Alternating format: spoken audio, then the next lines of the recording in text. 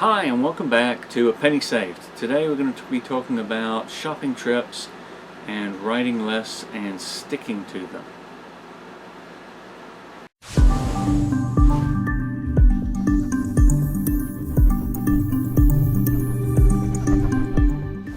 And welcome back. Hi. Today we're going to be talking about shopping lists.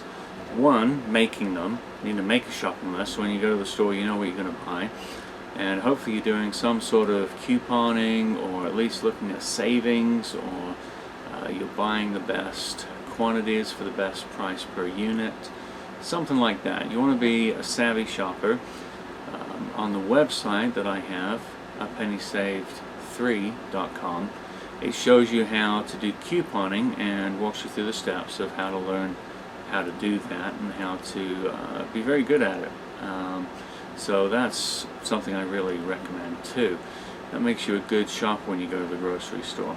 But something that still crops up, people can be very good shoppers, they can find good deals, but they need to write lists. You need to write lists for what you need. If you're buying stuff at the store that you just want, then you're spending money that you don't really want to be spending at the grocery store. You should be sticking to a budget. You need to get what you need. You need to stick to a budget. So you can't just be buying things on an impulse. But the grocery store plans on you buying things on impulse. In fact, they set up the whole store to encourage you to buy on impulse.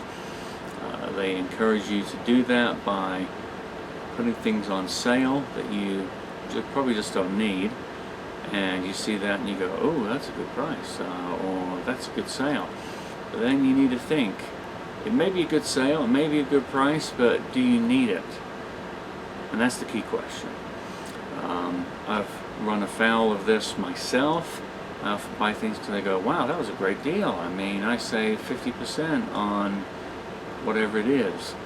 But then the fact is, it either sits in the fridge and goes bad because I never eat it, or it stays in my pantry until the Boy Scouts come around asking for food for the homeless, and I go, well, yeah, I guess I better give this stuff away because I'm never going to use it.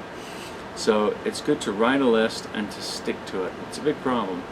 In fact, there was a survey done, some statistics gathered in a September 2014 study that said up to 20% of the average household's grocery bill comes from items that we purchase on impulse alone. That's pretty bad.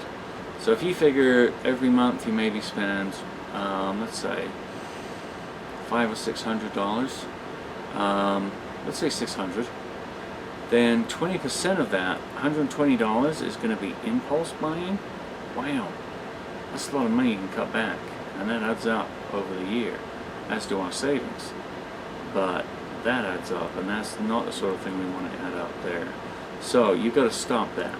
You got to just make your list, stick to it. It's a new mindset. Don't buy things that are not on the list. Now, what if you forget milk or bread or cheese, and that's something you know you'll need, and somehow, I forgot it. I forgot to put it on the list. That's okay. That's different.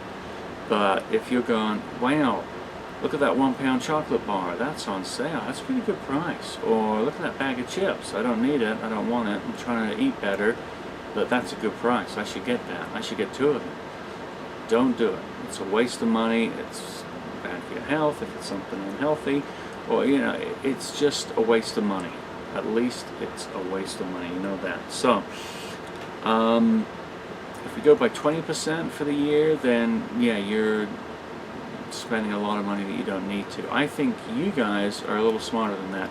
So I'm going to scale that down. I'm just going to say it's only going to be $300 over the course of a year that we're going to save by being really good about sticking to a list and no impulse buying. And it's true, it could be zero impulse buying that says, hey, we're going to save $300 because you guys are already so good at shopping, or you may have some work to do and you are spending 20% of your grocery bill on impulse buying. I think we can bring that down by $300 a year just by you being aware of it. And maybe that's something you need to work on year in, year out to get that lower and lower, so you don't overspend. So that's what today's about. Just save $300 a year by writing a list and sticking to it, and making sure you've got the right list. You got to write down all those things that you really need, not that you want, that you need. Write down the things that you need, and also plan ahead. If you're using coupons and sales and rebates, then you want to plan ahead. You have to plan ahead when you go to the grocery store. So you should be doing that anyway. So I'd encourage you to do that. Save as much money as you can with the coupons and so on, but also have a plan, write it down, and stick to that list. Okay, we're gonna have another quote. I like doing the quotes. So let's see. This one's by Vincent van Gogh. You know him as the famous painter. He cut one of his ears off. I wouldn't follow that advice. But Vincent van Gogh said, "What would life be if we had no courage to attempt anything?" What would life be if we had no courage to attempt anything? I like that, because I wouldn't be attempting this YouTube channel, or my blog, or my website. I don't know, I feel like I need to do it. I want to do it. It's something I enjoy doing. I want to help people by sharing what I've learned. I've made many mistakes, so it's something I wanted to do. I wanted to attempt this. But if I didn't have any courage to attempt it, if I was too afraid of failure, then I wouldn't have attempted it, and I wouldn't have done it. Maybe some of you would be glad, but I think that's good advice for our lives. I think sometimes we want to attempt things, at least try things. When we come to the end of our lives, I think we want to say, I'm glad I tried that, rather than I wish I had. So yeah, keep that in mind. That's something you want to do. You want to try things.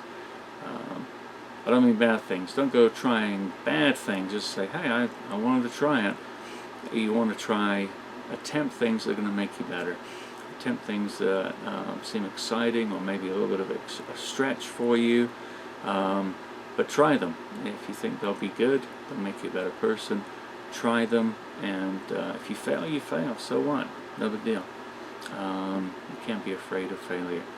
You just got to give it a go, give it a shot. Anyway, thanks for watching. I appreciate it, and I'll see you next week. Bye.